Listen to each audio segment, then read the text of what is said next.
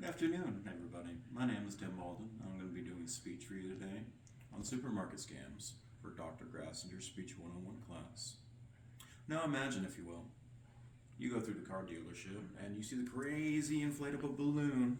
Everybody knows which one I'm talking about. You just kind of think to yourself, what a waste of money. Well, you go there and you have your point A to B driver that you've been having for the last 10 years, saving all those different funds. And you got yourself fixated on a brand new car. Well, you go take that car for a test drive and you sit down with the salesman and you have no more funds. You've been completely wiped out and your debt is up to your ears. You've been targeted by a supermarket scam. It's ever more important to be vigilant of these supermarket scams, knowing what they are and how to prevent them. In these 8 minutes, I'm going to tell you how to protect your PIN, be aware of various types of scams, not sharing your PII, using strong passwords, and monitoring your credit regularly. So let's do a quick little story here. I was in London, England. It was about 10 years ago, and I had gone up to an ATM machine, and I was going to put in my debit card, and I was going to pull out some funds and check my financial accounts. So I put in my card, I put in my PIN number, and I walk away for the day. I go about my day having a good old time. Later that day, I realized that my debit account, financial account if you will, had been completely wiped out. I had no more funds, and I had been targeted by a supermarket scam, skimming. So on to our first point here. First point is protecting your PIN. What is a PIN? A PIN is a personal identification number, and the EIC defines this on page 233 of Finance. It's a number needed by every plastic holder to access the details of their financial accounts. So, anytime you have a financial account, a checking account, you're going to have a debit card, and they're going to assign you a PIN for that.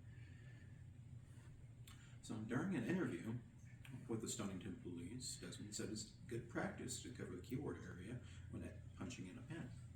So when you're going to put in your PIN, you have a keypad that looks kind of similar to this. And you just cover it with either your hand or a checkbook or other various forms of protection to avoid having a camera watching over you. On to our second point, being aware of various types of scams. So there's all sorts, an abundance of different scams out there. And they're becoming more and more apparent every day.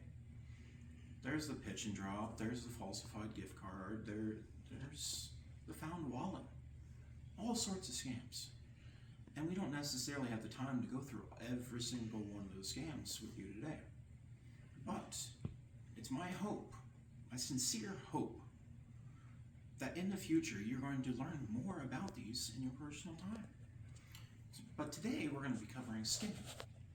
Skimming is where a machine is physically altered in one aspect, or a recording device is put up inside that specific machine in order to obtain your personal information number or PIN. So during an interview with the police detective, Sergeant Ainsworth said, taking a few seconds to scrutinize the machines could save customers from losing their hard-earned savings. So in this video I'm going to show you, they're going to show you how a skimming machine can be put on.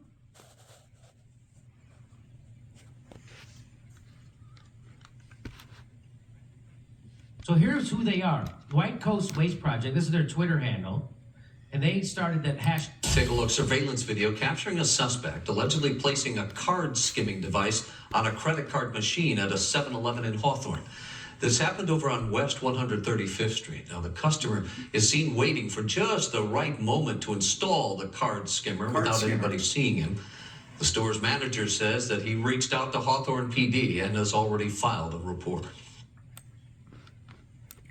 Well, during an interview with Michelle Webster, Mr. Stanfield had said, customers who think a machine has been tampered with immediately contact financial institution and the police. Tell somebody about that stuff, people. On to our third point, never sharing your PII. PII. What is PII?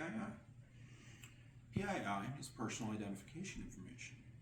And the Salem Press Encyclopedia Flare defines PII as information that can be used to identify an individual person. So that could be something from gender to race to more specific things like your birthday. That could be things like your social security number. Please don't give that out, people. Come on.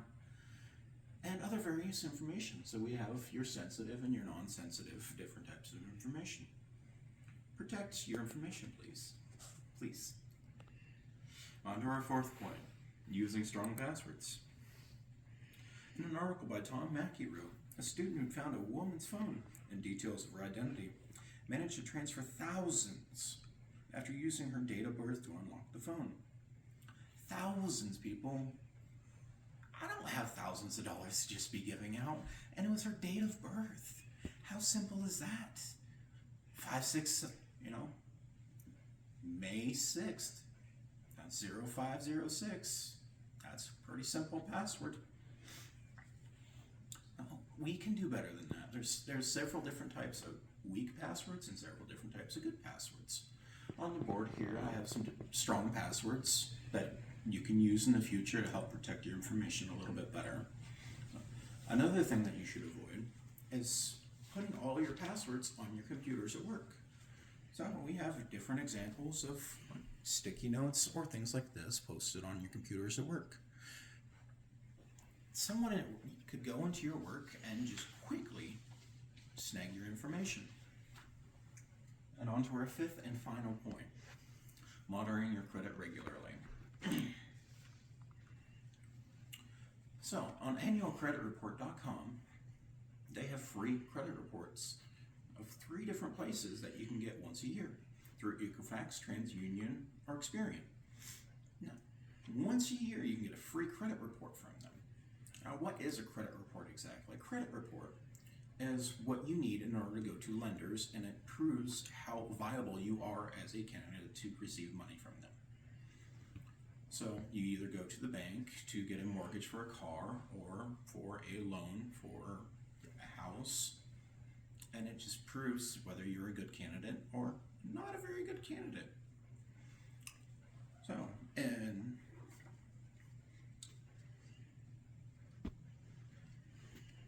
make sure to check your credit regularly. In an article from the Daily Herald, they said, check your credit regularly for identity theft.